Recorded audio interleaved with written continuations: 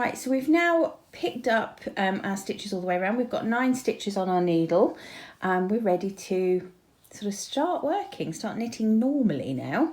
We've got a 2-row repeat which will work all the way through the body of our wrap. But before we get to that, we've got a little setup row.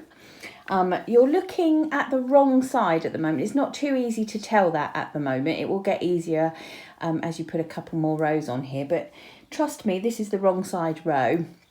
So we're just going to do one quick setup row before we move on to that 2-row repeat I just mentioned.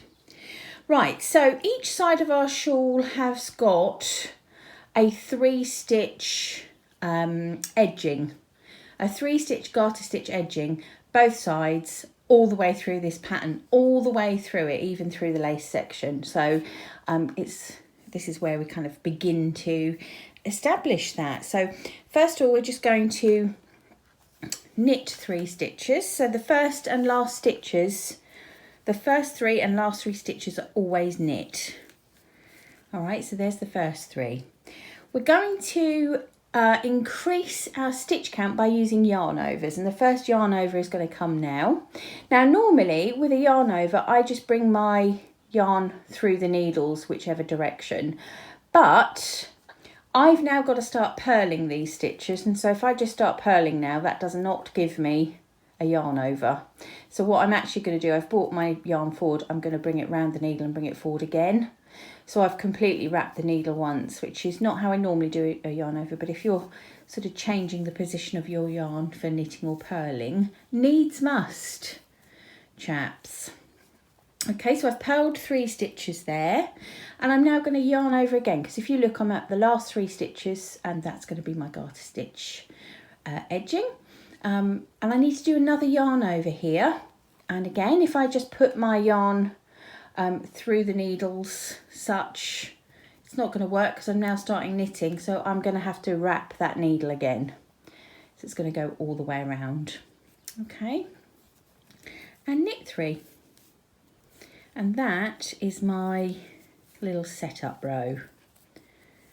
Okay, so I've increased there to 11 stitches now by using those little yarn overs.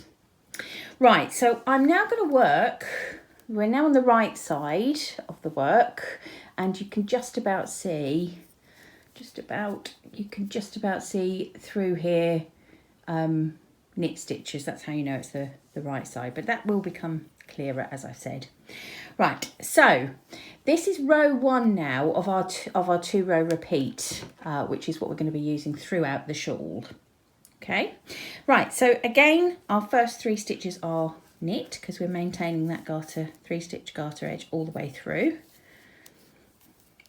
Okay, and we're now going to do something quite spectacular. It's called a knit yarn over knit. I have not done this before. This is a new one to me. Now, before we go any further, you will see here this big baggy stitch, which is what has been created from my yarn over from the previous row. You will also see this V shape that's sort of sitting on the front of my needle. If yours looks like that, I need for you to put your needle into the back of the stitch like so. If your yarn over looks like that, i.e. there's no V here, then you're just going to put your needle in like that. Okay, it just depends which direction you have wrapped your needle. It doesn't matter, it'll all work out the same, but if yours looks like that, your needle goes into the back of the stitch, and again if it looks like that, so no V, goes into the front of the stitch. Okay, so I'll carry on here like so.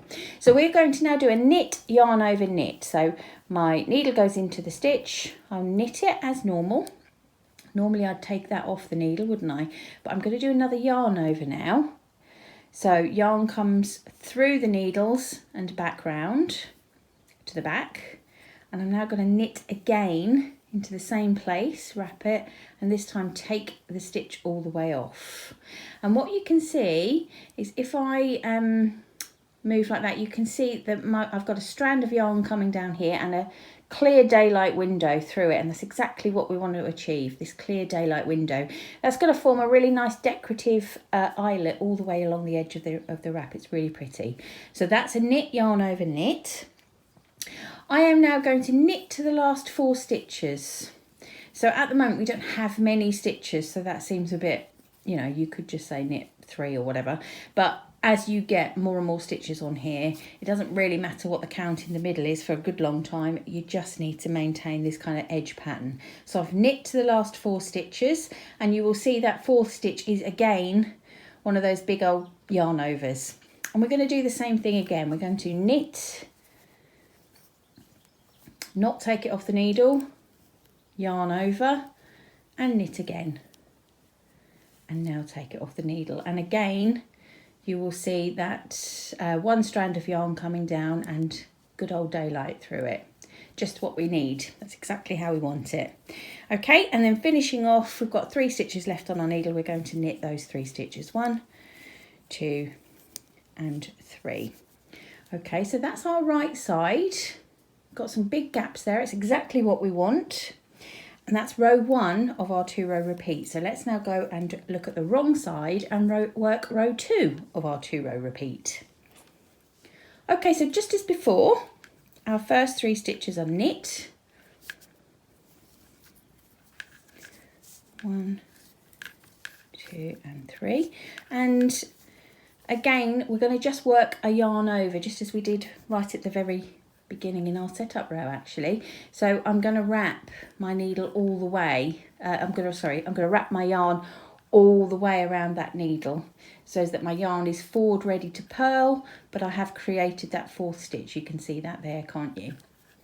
Okay, I'm now going to purl all the way along to the last 3 stitches. So you're kind of working those knit, yarn over, knit stitches that you made on the row before and tightening them up and making them real.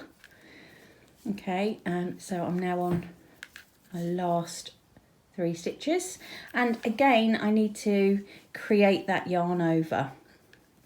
Okay, so I will wrap my yarn as before. It's going all the way around. I'm going to try going this way this time, see what happens, because I keep creating that funny little cross at the front of mine. So let's try that way. So I'm going over the top of the needle and round. Let's see what happens. And knit the last 3. Okay, so when I look on this side, you can see without counting, there's a sort of substantial number of stitch increases.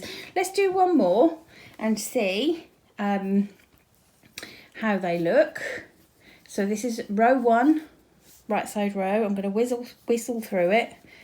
So always knitting the first 3 stitches. Oh look, my yarn over was really big there. I didn't like how that worked at all. Knit 1, yarn over, knit all the way along.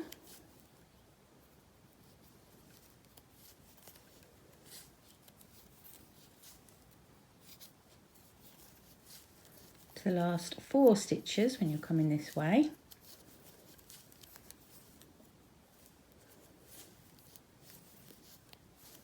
Okay, and I'm going to do that knit, yarn over, knit into there. Knit 3. Okay, and it's growing, it's growing, it's growing. You can see now I've got 2 eyelets at each side. Okay, and so the second row of my 2-row repeat, let's just whistle through it again. We're on the wrong side, or the purl side here. So first 3 stitches are always knit. You can see, I think, already that this is going to be some really nice TV knitting. You can hammer along this, can't you, in front of the telly. Right, so yarn over, purl to the last 3 stitches, and yarn over again, and then knit. So don't forget, first and last 3 stitches of every row are knit.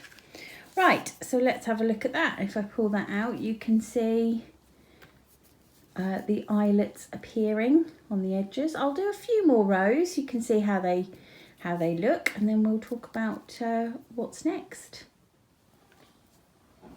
Right, so I've done a few more rows, a few more of the two row sets, and you can see it grows very, very quickly. Look at the sheen on those stitches, absolutely beautiful.